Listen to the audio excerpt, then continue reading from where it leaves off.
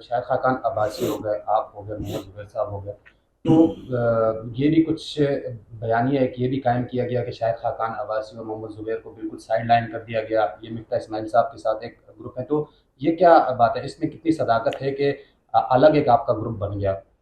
نہیں، میرا اور شاہد بھائی کی ایک دیرینہ دوستی ہے، اور ہم ہمیشہ ساتھ ہوتے ہیں، اور ہماری سیاسی سوچ کافی ساتھ ہے۔ محمد زبیر صاحب ہمارے گروپ میں نہیں ہیں، اور ان کے جو تحفظات پارٹی کے خلاف ہیں وہ اپنی جگہ الگ ہیں، ہمارے تحفظات اپنی جگہ الگ ہیں۔ ہماری یہ سوچ تھی، شاہد عباسی صاحب نے جو استعفیٰ دیا تھا وہ تو اس میں پارٹی سے کوئی تحفظات کی بات نہیں تھی، وہ پہلے میاں شریف صاحب سے کہہ چکے تھے کہ جب آپ مریم کے حوالے پارٹی کریں گے تو میں پیچھے ہٹ جاؤں گا، کیونکہ پھر وہ صحیح چیز نہیں ہوتی۔ آپ نے دیکھا ہے کہ بینظیر بھٹو صاحبہ بھی جب بنی تھی تو جتنے انکلز تھے، جن کو وہ چچا کہتی تھیں، ان کو وہ آہستہ آہستہ ہٹا دیا، تو اس سے پہلے کہ مریم باجی ہٹائیں وہ خود ہی سائڈ پہ ہو گئے، تو وہ نہیں تھا۔ شاہد بھائی کو جو تحفظات تھے وہ ایک تو یہ کہہ رہے تھے کہ حکومت نہ لو، ووٹ آف نو کانفیڈنس کراؤ، فوراً الیکشن میں چلے جاؤ۔ دوسری وہی والی بات کہ جب اگر آپ نے حکومت لے لی ہے تو پھر کام کرو، خالی خالی نہ بیٹھے رہو، ہاتھ پہ ہاتھ دھرے نہ بیٹھے رہو، ہر چیز کو ڈیلے نہ کرتے رہو۔ اور تیسری چیز یہ ہے کہ جو مسلم لیگ کے شروع سے جو اسٹانس تھا، ایک کمٹمنٹ تھا 2008 سے، خاص طور پر ماشاء اللہ کے بعد سے جمہوریت کی طرف، اس کمٹمنٹ سے ویور نہ کرو۔ اور جب وہ ویور ہوئے ہیں تو آپ نے دیکھا ہے کہ اب آپ نے کیا کیا ہے۔ اور الیکشنز میں جانا جو ہے وہ بلا پروگرام کے نہیں جایا جاتا۔ آپ الیکشن میں جاتے ہیں تو کوئی پرپس ہونا چاہیے، کوئی مقصد ہونا چاہیے کہ میں الیکشن لڑ رہا ہوں تو میرا یہ مقصد ہے کہ میں جیتوں گا یا میری جماعت جیتے گی تو ہم یہ کریں گے۔ اگر آپ کے پاس کوئی بیانیہ ہی نہیں ہے تو پھر الیکشن میں جانے سے کیا فائدہ ہے؟ اچھا، جو نتائج ہے مفتہ صاحب، ان نتائج کو کن نظر سے دیکھتے ہیں؟ کیونکہ ایک آگے کی ایک تھیوری تھی کہ مسلم لیگ نون جو ہے وہ زیادہ اکثریت لے لے گی، لیکن نتائج آنے کا جب سلسلہ شروع ہوا تو وہ یکسر مختلف تھے، تو کیا اس کو کس نظر سے دیکھتے ہیں؟ دیکھیے، دو تین چیزیں ہیں اس میں۔ ایک تو ہم نے پہلے جب پول کرائے تھے تو اس ٹائپ کے ہی پول آ رہے تھے جس ٹائپ کے آخر میں ریزلٹس آئیں، لیکن بعد میں بالکل جینون پولز جو تھے وہ اس طرح دکھا رہے تھے کہ مسلم لیگ نون میاں صاحب کے آنے کے بعد اس میں ایک جان آ گئی تھی، اور ان کا جو نمبر تھے وہ کافی پی ٹی آئی کے پاس آ گئے تھے۔ مئی کے بعد پی ٹی آئی کی پاپولیرٹی کم ہوئی تھی، اس میں کوئی ڈاؤٹ نہیں ہے، لیکن 15 مہینے تک اگر 25% سے زیادہ مہنگائی ہو تو عوام پریشان ہوتے ہیں، اس کے بعد غصہ ہوتا ہے۔ تو عمران خان صاحب کا ووٹر نکل کے آیا، یہ نہیں ہے کہ مسلم لیگ کا ووٹر نہیں ہے، مسلم لیگ کا ووٹر ہے، لیکن میاں صاحب کے ووٹر نہیں نکلا، کیونکہ میاں صاحب نے ایک تو 13 سے 17 کی بات کری، یہ والی بات ہی نہیں کری کہ یہ پی ڈی ایم میں کیا ہوا، جن کی حکومت تھی۔ پھر کیئر ٹیکر بھی آپ کے ساتھ تھے تو آپ کو اس کا بھی، جو کیئر ٹیکر نے بجلی بڑھائی، گیس بڑھائی، وہ اس کا بھی گناہ آپ کے سر پہ آیا۔ اس کے بعد آپ کے پاس کوئی بیانیہ ہی نہیں ہے ماں سوائے اس کے کہ ہمیں واپس لے آؤ، اور سامنے والا جو ہے وہ باتیں کر رہا ہے کہ مہنگائی کے خلاف بھی ووٹ دو، ظلم کے خلاف بھی ووٹ دو، وغیرہ وغیرہ وغیرہ۔ تو اس کا ایک بیانیہ تھا، سچا جھوٹا جو بھی ہے، وہ امریکہ کے سائفر کا وغیرہ، لیکن اس کا ایک بیانیہ تھا، اس نے اپنا ووٹر نکال دیا۔ آپ کو اتنی آسان پلینگ فیلڈ ملی ہے، مگر آپ اپنا ووٹر نہیں نکال سکے۔ تو مسلم لیگ کا جو اس وقت جو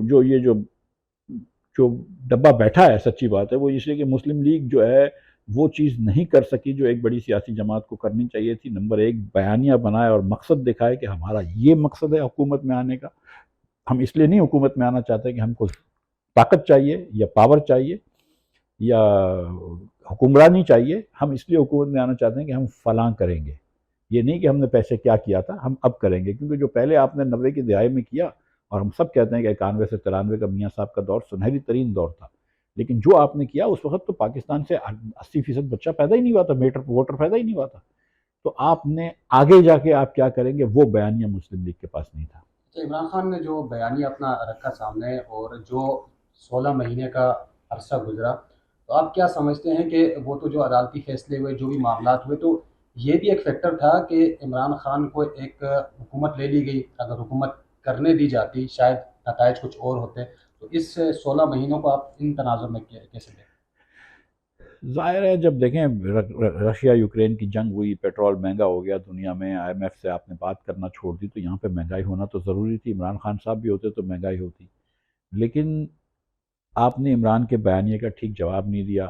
مسلم لیگ والے کبھی کبھار گورننس پہ زیادہ زور دیتے ہیں، میڈیا پہ زور اتنا نہیں دیتے، عمران خان صاحب اگر دن میں 6 میٹنگ کرتے تھے تو اس میں 4 میٹنگیں میڈیا کی ہوتی تھی. اس کے بعد عمران خان صاحب کا جیل میں بند ہونا پی ٹی آئی کے لیے اچھا ہی ثابت ہوا، کیونکہ عمران خان اپنے آپ کو بھی بہت کانٹرڈکٹ کرتے ہیں، وہ بھی نہیں کر رہے تھے وہ، کیونکہ وہ بند تھے. پھر جب یہ عدت والا کیس آیا اور توشہ خانہ کا بھی کیس آیا، یہ وہی جج تھے توشہ خانہ کے غالباً جو میاں نواز شریف کو بھی جو سزا دے چکے تھے، جس نے ہم کو بھی، مجھ کو اور شاہد بھائی کو بھی جیل میں بھیجا تھا. تو ان جج کی تو کوئی ماشاءاللہ بہت زیادہ کریڈیبلٹی نہیں ہے نا پاکستان کے عوام میں.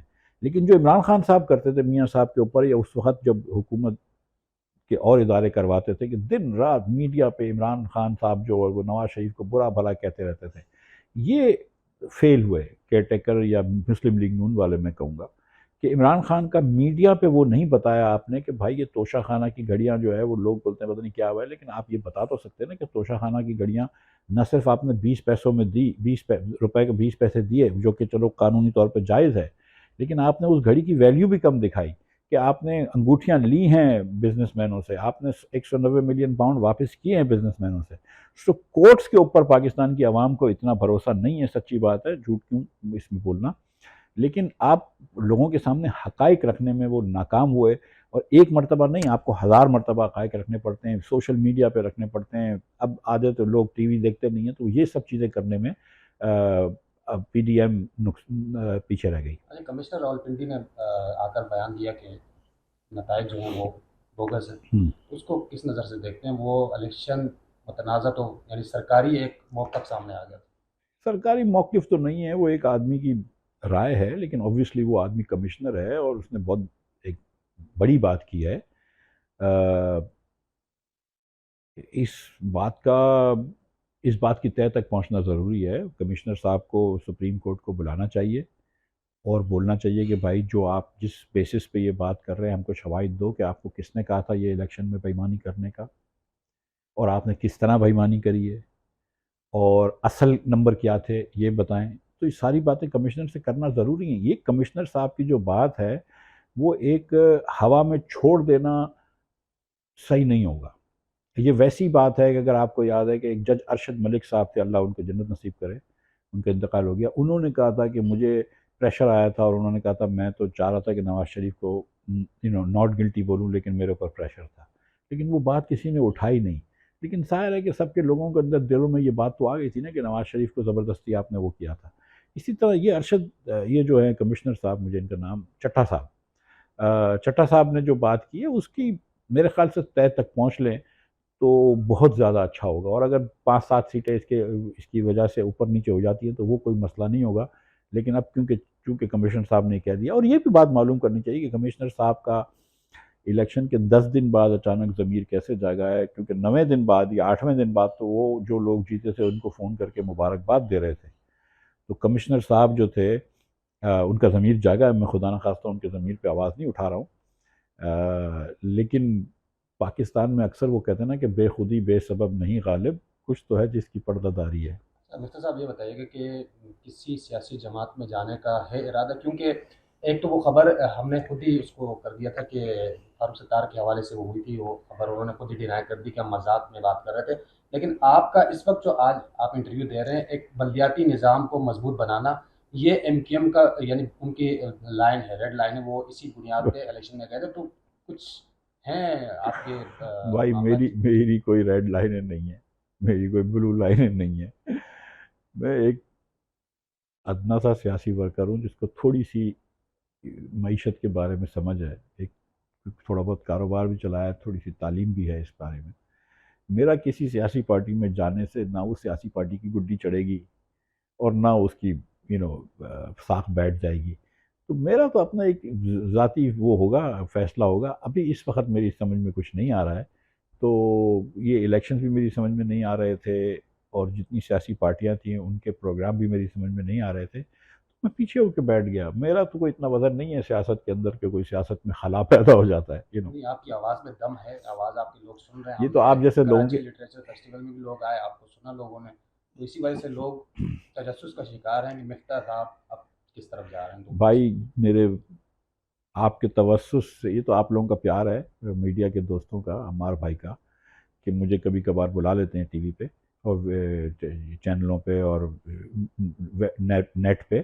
لیکن سچی بات یہ ہے کہ میں یہ سمجھتا ہوں کہ میری سیاست میں کوئی وہ نہیں ہے، بڑا رول نہیں ہے، لیکن جو چیزیں میں سمجھتا ہوں، میں نے ایک ڈان میں مضمون لکھا تھا، ڈان نیوز نے اس کا اردو ترجمہ بھی شائع کیا، جس میں نے نجکاری کی بات کری ہے، لوکل گورنمنٹ کی بات کری ہے، بسٹ کو بڑھانے کی بات کری ہے، سول سروس ریفارم کی بات کری ہے، لیگل ریفارمز کی بات کری کہ یہ 5 6 8 10 چیزیں بہت ضروری ہیں پاکستان کے لیے، اور یہ پاکستان کو، اور تعلیم کی بات کی ہے، اور خاص طور پر پاپولیشن گروتھ کو کم کرنے کی بات کی ہے۔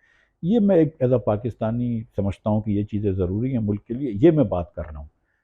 سیاست آئی گئی، حکومت کی نوکریاں آئی گئیں، اس سے کوئی اتنا بہت زیادہ زندگی پہ فرق نہیں پڑتا ہے۔ ہمارے سابق صدر پاکستان مرحوم ممنون حسین صاحب، اللہ ان کو بھی جنت نصیب کرے، وہ فرماتے تھے کہ یار اگر حکومت نہیں ملی تو کوئی مر جائیں گے، ہم لوگ اپوزیشن میں ہوتے تھے اس زمانے میں۔ اور پرویز رشید صاحب میرے بڑے بھائی ہیں، سینیٹر پرویز رشید مسلم لیگ کے، وہ کہتے ہیں کہ مفتاح سیاست کا اصل مزہ تو اپوزیشن میں ہی ہوتا ہے، تو مجھے وہ مسئلہ نہیں ہے کہ حکومت ہو یا نہ ہو۔ اچھا مفتی صاحب، آخری سوال میں آپ سے یہ پوچھوں گا کہ آئندہ 5 سال بعد یہ حکومت گزرے گی تو معیشت کو کہاں دیکھ رہا ہے؟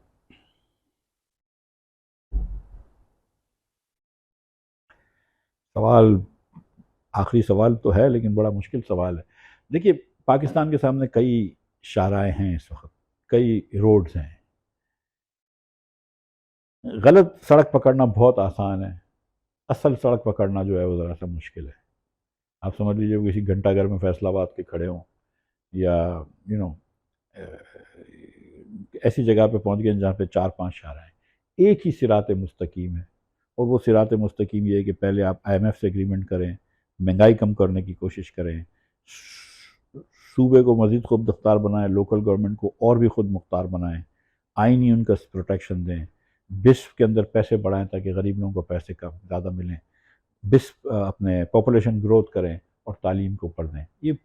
یہ کام شروع کریں گے، آج شروع کریں گے تو 10 15 سال بعد اس کا رزلٹ ہوگا، لیکن یہ کام نہیں کریں گے تو پھر جو عالمی دوڑ ہے جس میں ہندوستان ہم سے کئی آگے بڑھ گیا، بنگلہ دیش ہم سے بہت آگے بڑھ گیا، سری لنکا ہم سے آگے بڑھا ہوا ہے، ہم پیچھے سے پیچھے رہ جائیں گے۔ ٹھیک، بہت شکریہ، بہت شکریہ، بہت بہت شکریہ۔ شکریہ۔